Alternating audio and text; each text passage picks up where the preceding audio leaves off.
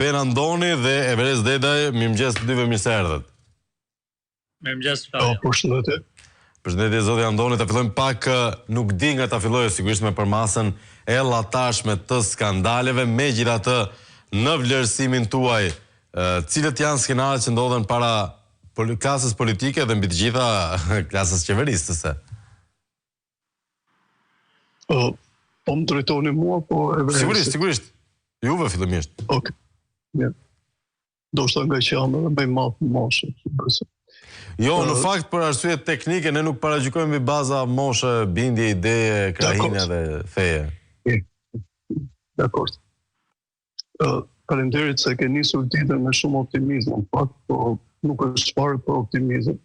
Po nuk besoj domethënë që gjitha lajmet që po dëgjojmë, sidomos për brezin tuaj, të tregojnë ndonjë lloj optimizmi. E para që me këto vjedhje që janë bërë në vendin tonë, unë them që përmbajmë asaj që u kam thënë dhe njerë më para, që në vendin tonë nuk ka korrupsion. Është munduri të thuar që ka korrupsion. Vendin tonë ka vjedhje dhe të thuash korrupsion për vendin tonë është gjë e madhe. Në vendin tonë ka një hajnit të paparë, domethënë. Dhe më vjen keq që zyrtarët e tillë tashmë që mbrohen mbas procedurave, që mbrohen mbas elementeve juridike të tjera, po zgjatin agoninë e shqetësimit të publikut, e cila ka rritur në gjërat pa imagjinueshme. Ju thatë pak më përpara, ju ndoqja me kujdes në atë që thatë zotin Berberi, që t'i prezumojnë po pashën deri sa tash. Është shqetësuese mënyra se çfarë kanë bërë me qoftë se ju them dhe njërë, në qoftë se gjitha këtë janë të vërtetë, me ato që kanë bërë me pasurinë publike të shqiptarëve, me ato që kanë bërë me procedurat për mirëmbajtje, me ato që kanë bërë për tenderat të gjitha. Kemi një problem të shi i cili shtrihet mbi ne. Dhe është çështja morale.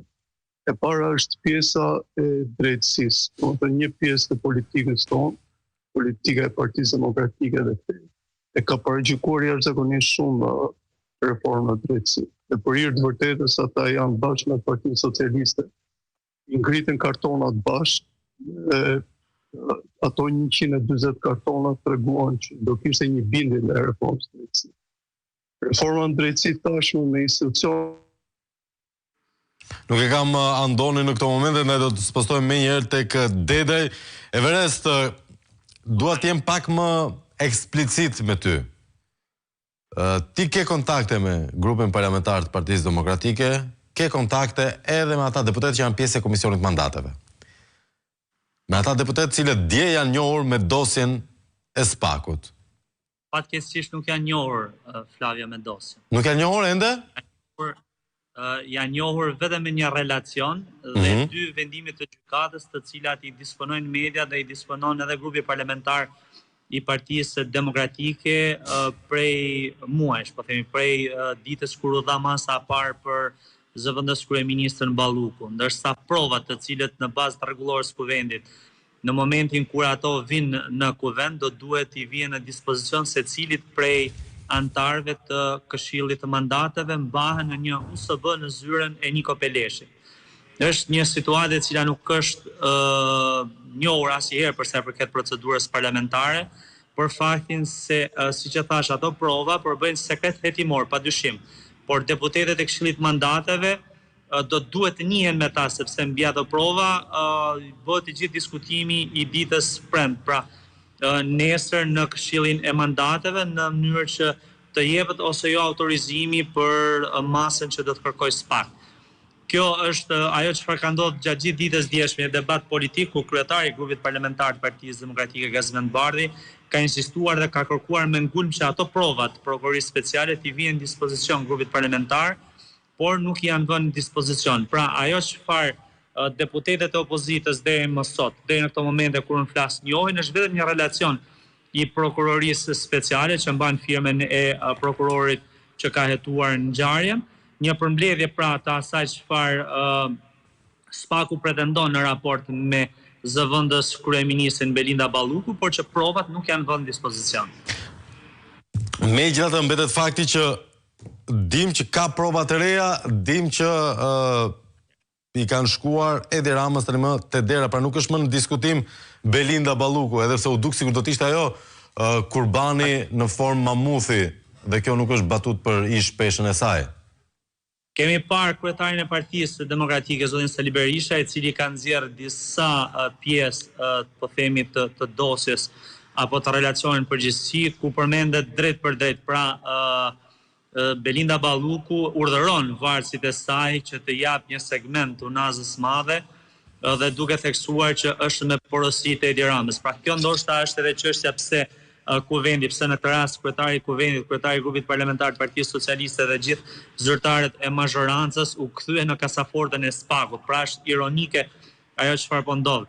Prokuroria speciale i beson provat kryetarit të kuvendit Niko Peleshi dhe Taulant Ballës në mënyrë që të mbahen sekret provat. Pra është ironike e gjithë ajo çështje, ajo situatë që po ndodh në kuvendin e Shqipërisë, por duket se ajo USB përmban emra të cilat deri më sot nuk kanë bërë publik me përjashtim të atyre pjesëve të cilat u bën publike nga kryetari i Partisë Demokratike, dhe kjo është arsyeja kryesore. Pra po përpiqet që korrupsioni ku përmban tashmë edhe emrin e Edi Ramës të mbahet në kasafortë, dhe ti fshehet deputetët e Partisë Demokratike, si rrjedhoi edhe opinionit publik.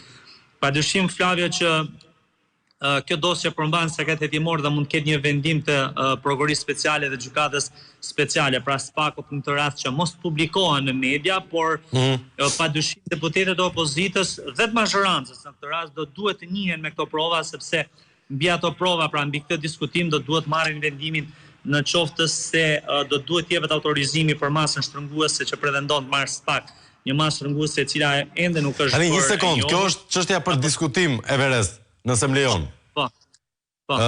Është edhe për zotin Andoni kjo pyetje.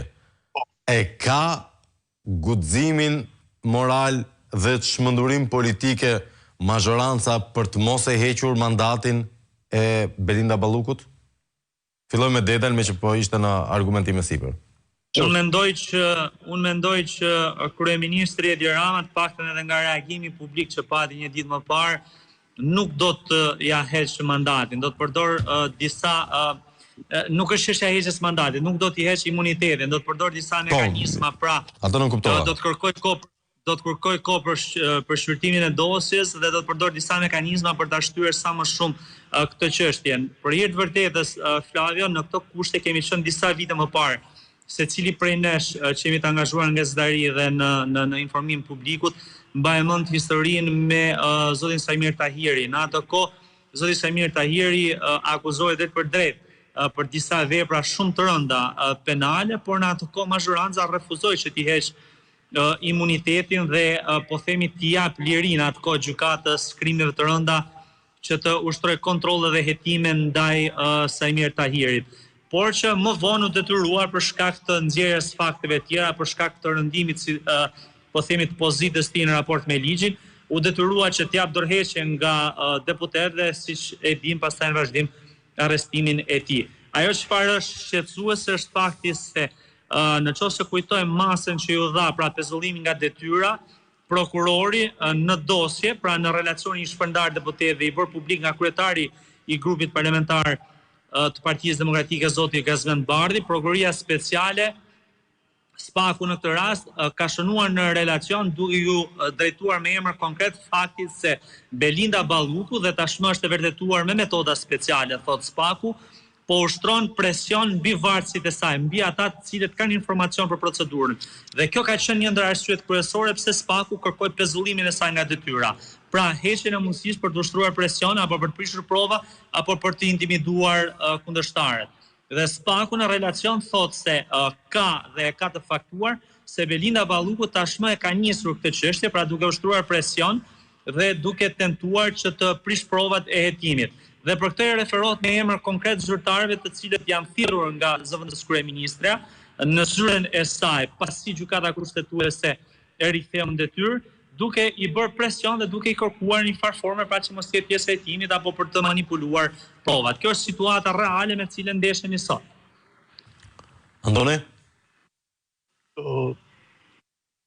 Unë personalisht po mendoj duke marrë padashur të përsëris gjëra që thonë shumë të drejtë në shtyllimin teknik që bëri Everesti. Unë po shikoj që jo thjesht Partia Socialiste, njerëzit e saj duan ta shtyjnë, besoj që do arrin të shtyjnë të themi shqyrtimin e mandatit të zonës. Por me çka kuptohet, deri në atë kohë do bëhen përpjekje maksimale për të negociuar që zonja vetë të japi dorëheqjen. Në mendimin tim, çështja e saj ka shkuar jashtëzakonisht lart dhe unë besoj që ajo si individ tashmë, nëse kishte ndonjë grim morali, duhet të jepte me kohë dorëheqjen. E para për të respektuar familjen e saj politike, e cila i ka dhënë në 2 mandate i ka dhënë postin e zëvendësit kryeministrit, kur mendon për shembull vendi jon ka intelektual pafund, profesionist pafund që as nuk e ndërrojnë të jenë në post të ministrës ose zëvendës kryeministrit, ndërsa zonja i ka marrë 2 herë këto mandate. Dhe ajo pastaj keni parasysh që e shkërmoq krejt moralin e mandatit të 4 të zotit Ramas. Unë besoj nuk është vetëm çështja Balluku, por janë edhe çështje të tjera, si që është çështja e AKSH-s, që është jashtëzakonisht shqetësuese pashë. Por në rastin e zonjës ka një problem tash për sa i përket dhe unë besoj që duhet ta mirëkuptojmë në këtë rast edhe pjesën e kuvendit. Duket që rëndesa e të gjithë argumentave që janë kundra zonjës Balluku janë të tilla që kuvendi duhet të japi garanci maksimale që njerëzit e mandatit të cilët do merren me shqyrtimin e imunitetit të saj, t'i kenë në kohën e dur, por shumë të limituar në kohë materialet për mos të pasur përcjellje në publik, se besoj që kjo do sjellë një reaksion shumë të madh për sa i përket pjesës politike në vend. Dhe është dhe një gjë shqetësuese, Flavio, mënyrën se si zonja ka ndërtuar të gjithë pjesën të themit të perandorisë së saj. Është jashtëzakonisht shqetësuese kjo që zyrtar të rangjeve të larta janë të dorëzuar në këtë lloj mënyre. Keni parasysh një element. Ka disa nocione në pjesën juridike që individi, duke parë raste të ngjashme të kolegëve të tij dhe ne kemi pasur raste arrestimesh, nuk mund të firmosi gjëra të cilat janë jashtë logjike, për shembull siç ishte rasti tunelit, që ti duhet përcaktosh në kohë e dur cilësinë e ekurit, cilësinë e betonit, cilësinë e kohën e forcimit dhe të tjera. Dhe këta zyrtarë në këtë rast, me paramendim, kanë bërë akte të cilat penalizohen jashtëzakonisht. Dhe zonja edhe për këto në rast se i provohet realisht presioni që është bërë ndaj këtyre, besoj që tash është në agoninë e të gjithë karrierës së saj. Por megjithatë shikoj që socialistët do blejnë kohë dhe besoj ky është momenti më i vështirë i Edi Ramës në të 4 mandatet e tij. Në mendimin tim, nëse do ma lejoni dhe këtë, zoti Rama duhet mendonte mirë bashkë me njerëzit e vet që ta çonte vendin në zgjedhjet parakohshme. E para jo thjesht majoranca. Kjo është pyetja radhës që kishën në fakt cilat janë skenaret për Ramën në këto momente, zgjedhjet e parakohshme apo rokat brenda vetë Partisë Socialiste?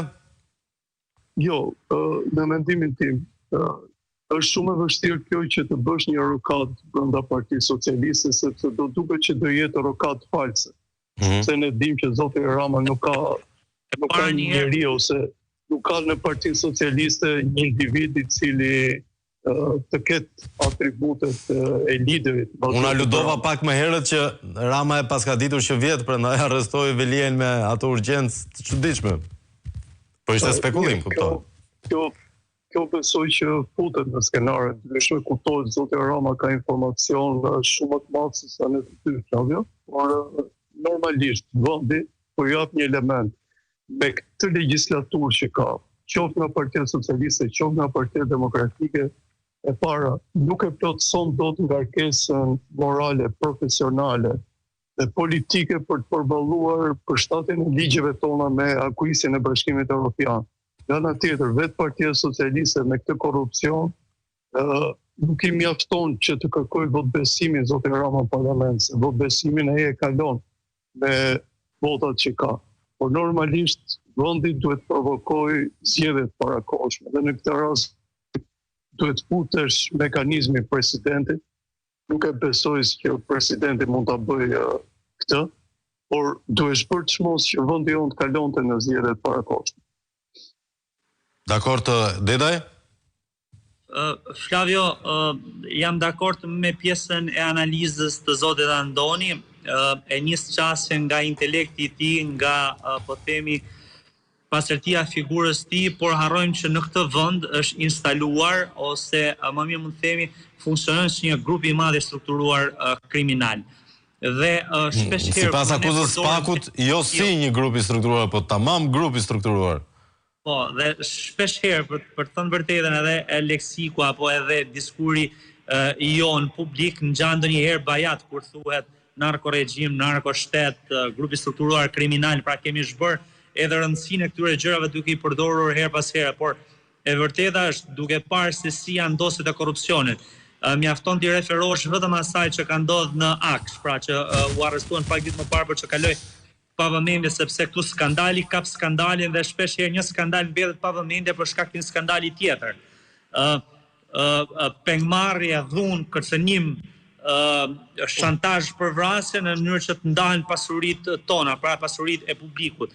Dhe thënë kjo duket se ajo çfarë ju thatë për një rotacion brenda Partisë Socialiste apo zgjedhje, pra shkuarje në zgjedhje të parakohshme, duket se asnjëra nuk e kap tjetrën apo asnjëra nuk ngjan me tjetrën për shkak se këtu është ngritur në sistem korrupsioni, krimi, mungesa e meritokracisë dhe gjithçka tjetër është ngritur në sistem dhe ky është një problem i gjithë sistemit që është ngritur kryesisht dhe ka kulmuar në këto 13 vitet e fundit. Kështu që unë gjykoj se do duhet të jetë një situatë tepër e vështirë për faktin se e para herë nuk do duhet të ketë pandëshkueshmëri. Ajo çfarë realisht të irriton është fakti se ai kryeministër i cili ka 2 javë apo më shumë që ka marrë në mbrojtje dhe bën status se a thua çfarë ka ndodhur se Spaku i ka quar provat në tavolinë dhe thotë që zëvendës kryeministra jote është e korruptuar dhe ka ndarë parat publike nëpërmjet korrupsionit dhe ndikimit në tendera, dhe nga ana tjetër e mbajmë mend të gjithë ne që çdo qytetar i lirë arrestohet për 10.000 lekë vjetra që nuk ka paguar energjinë elektrike. Ka pas qytetarë të cilët kanë lënë jetën në burgje, pra kanë vrarë vedhën nëpër burgje për shkak të një fature 20.000 lekë vjetra të energjisë elektrike të papaguar, që do thotë se përpara ligjit do duhet jenë të gjithë të barabartë. Nga njëra anë vidhen 50 milionë euro, do duhet theksuar Flavio.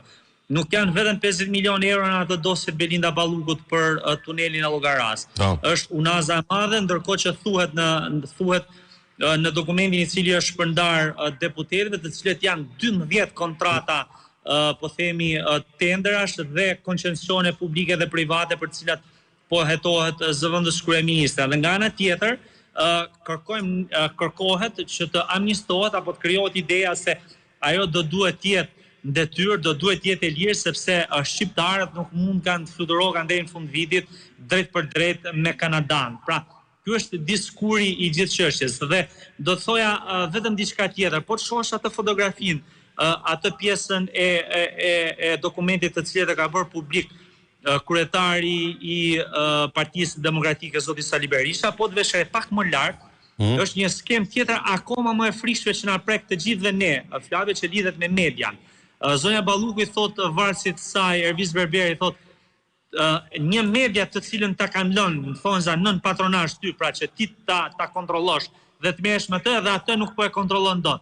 Ndërsa gjithë mediat e tjera i ka marrë nën kontroll, pra i ka nën përgjegjësi. Që do thotë se e gjithë skema kriminale fatkeqësisht sot nuk shtrihet vetëm me vjedhjet të cilat i përmendi zoti Andoni dhe me drejt tha që nuk bëhet fjalë më për korrupsion, bëhet fjalë për vjedhje dhe për grabitje, por bëhet fjalë për shtrihje një skeme e cila dominon gjithë jetën publike, dominon mediat e lira, shoqërinë civile dhe çdo zë kundër kësaj qeverie.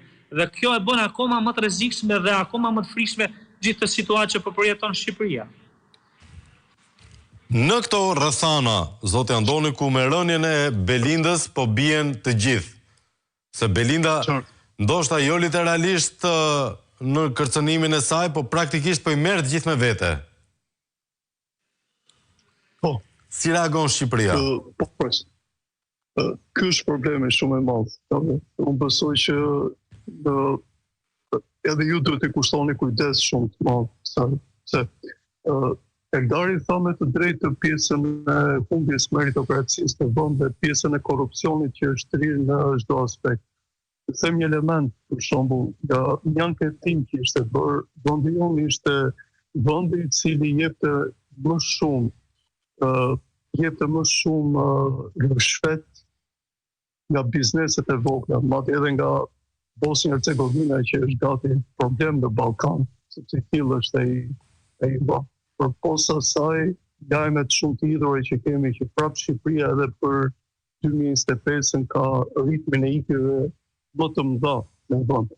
Problemi është një periudhë tjetër tranzicioni. E kuptoni tash Shqipëria është në tranzicion dhe të bëj tranzicion brenda tranzicionit. Ka dy lloj tranzicionesh. Ka tranzicionin kushtetues që ti duhet bësh një kushtetut tjetër, por në mendimin tim kjo klasë politike nuk e bën dot.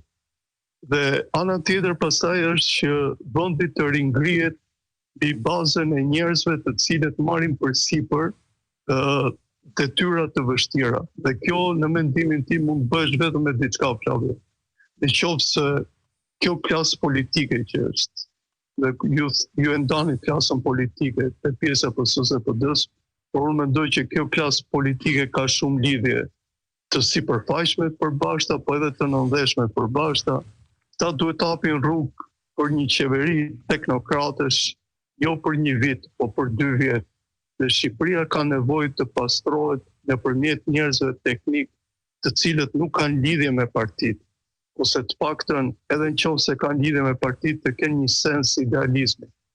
Vetëm kjo periudhë tranzicionimi mund të bëjë diçka që institucionet të fillojnë të punojnë, kadastra të marrë funksionet e saj dhe mos ndodhi si në Durrës që grupet kriminale kishin në dorë ose në Vlorë ose në vende të tjera, ku shumë ligje të fillonin të zbatoheshin, ku institucionet normalisht i shërbenin vendit dhe konsumatori ta ndjente shtetin që shteti ishte i vet. Përmendi Eldari diçka me drejt. Është e pamundur që qytetari i thjesht shqiptar harrohet në burg për çështje gati të cilat mund të merrte një penalitet të thjesht në liri, sesa të mbasha të pjesë të madhe njerëzish të cilët ne na duhen shqiptar, na duhet çdo shqiptar për vendin tonë. Po me çfarë shikoj ky nuk është diskursi, sidomos i njerëzve që na drejtojnë, Partia Socialiste. Dhe unë mendoj që ata jo vetëm duhet bëjnë një kongres të jashtëzakonshëm dhe duhet shikojnë gjithë strukturat e partisë tyre, por në mendimin tim duhet të mendonin mirë që të gjendeshin të gjithë modalitetet që të ndërprisnin shumë gjëra të ndërprisin në këtë moment që po flasim, sepse nuk mund të vazhdojë vendi jonë Nuk mund të vazhdojë vendi jonë. Tani një batutë për Everestin e kam. Gjithë kjo propagandë me vite që janë bashkë, vjedhin bashkë, s'na doli në emër opozitare të këto përgjimet. Apo shherët? Ajo çfarë Flavio realisht dhe sinqerisht ta them, ajo çfarë është shqetësuese në këtë vend është relativizimi i të keqes. Padyshim që mund të ketë persona të cilët fshihen nën petkun e opozitarizmit dhe përfitojnë nëpërmjet kësaj në raport me qeverinë, por ajo çfarë sot ky vend është tipikisht ajo çfarë e përmendi edhe Beni, është shumë e vështirë. Nëse shkojmë ne sot në zgjedhjet parakohshme, është shumë e vështirë që realisht të fitojnë alternativa të cilat do të punojnë apo kanë një alternativë për vendin. Fitojnë sërish parat e pista, krimi organizuar dhe grupet e strukturuara. Dhe në këtë gjykim e mbështes atë çfarë tha dhe në fakt për hir të vërtetës ditët e fundit edhe po artikulohet nëpërmjet ambasadave pra një lloj qeverie teknike tranzitore e cila paralelisht do të duhet shkonte me drejtësinë. Ajo çfarë unë të paktën kam besim është se ato po themi zyrtar të korruptuar të mazhorancës dhe që kanë vjedhur në emër qytetarëve shqiptar, siç sot Edi Rama përpiqet të justifikojë gjithçka në emër të 83 mandateve të grabitura dhe vjedhura në zgjedhjet e fundit, do të përballen me drejtësinë, por nga ana tjetër do të përballen edhe me, po themi, zhgënjimin qytetarë të cilat nuk i votojnë dhe nuk i përkrahin. Situata në të cilën po kalon Shqipëria sot është një situatë demotivuese, jo vetëm për faktin se ka një lloj korrupsioni dhe vjedhje në të gjithë sektorët, përfshirë dhe ato sektorë të cilët kanë drejt për drejt jetën e qytetarëve vendor, siç janë sektorët e shëndetësisë dhe që denoncohen ditë për ditë. Por ajo çfarë fatkeqësisht po mbillet në këtë vend është zhgënjimi i një brezi të tërë, një brezi i cili do duhet ishte brezi më vital për sa i përket Shqipërisë, por që fatkeqësisht një pjesë e mirë e tyre janë larguar duke gjetur një jetë, po themi, më të hapur dhe më të mirë dhe vendeve perëndimore, dhe një pjesë tjetër realisht e mendon largimin për shkak të kësaj situate që është krijuar në vendin tonë. Dhe kjo vjen drejt për drejt, ndryshe nga të gjitha ata studio, se fatkeqësisht të gjitha studio televizive po t'i shikojë edhe mbrëm darkë fajin e ka opozita, fatkeqësisht në fakt kjo nuk vjen për fajt opozitës, padyshim që Partia Demokratike si tërheqje e të gjithë vagonave të opozitarizmit në vend do duhet të jetë një parti më strukturuar, ndoshta edhe një parti më modernizuar dhe që përfaqëson më shumë, por padyshim ajo çfarë ndodh në këtë vend nuk është faji i opozitës, është faji drejt për drejt i mazhorancës, është faji drejt për drejt i atyre personave të cilët sot qeverisin emër të mazhorancës, por që ka me mira qindra zyrtar të lartë Partisë Socialiste të ndershëm, por që nuk i jepet mundësia të jenë në ato pozicione për shkak të kësaj që ne thamë, sepse nuk bëhen pjesë e korrupsionit dhe urdhërave të verbër politik për të vjedhur gjithçka ku kanë të drejtë firmosin, por padyshim, siç e thash, e shoh me shumë interes mënyrën se si Partia Demokratike po sillet në ditët e fundit duke intensifikuar takimin me qytetarët dhe duke ushtrirë në protesta në vend, dhe padyshim do duhet të inkurajohen edhe partitë tjera opozitare të cilat kanë vendosur të protestojnë në shesh apo kudo, duke tentuar që një farë forme të thyen frikën e qytetarëve shqiptar, të cilët do duhet pranuar që në vitet e fundit janë disit në pirë në raport me reagimin kundër këtyre problemeve që po kalon vendi. Ja kuptoj. Nëse keni një koment të fundit, zoti Andoni, pas se të kalojmë publicitet? Kisha diçka personalisht. Do doja shumë që opozita të kthejë djatha reale. Do të shikojë shumë larg konceptin së djathtës reale. Personalisht kam një dëshirë shumë të madhe që e djathta të marrë pushtet në Shqipëri dhe dua shumë që e djathta të evidentojë vlerat më të mira. Me çka kam parë në të gjitha kohrat, ka pasur një luftë shumë të madhe ndaj djathtës. Në vjen keq edhe në kohën kur jetojmë, e djathta nuk respektohet sepse nuk respekton vetë. Dëshiroj shumë që brezi juaj të paktën të shikojnë mundësinë sa më të madhe që e djathta të marrë pozicionin e vetë. Në qoftë se ka parimet e saj, e djathta bën shtet, e djathta bën pjesën shoqërore, dhe djathta e pastër ndihmon shumë për rritjen e kombit. Besoj shumë të paktën që ka ardhur koha që kjo ndërgjegje publike të rrasi realisht për shkak të nevojës së madhe këto parime. Sepse Shqipëria nuk mund të shkojë në këtë nivel.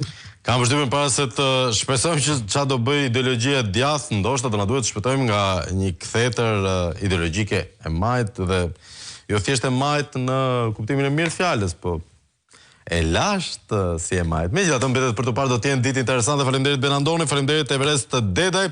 Ne kalojmë në shkëputje publicitare, rikthehemi më njëherë pas pak. Qëndroni me ne se çfarë drejtim do shihni tjetër.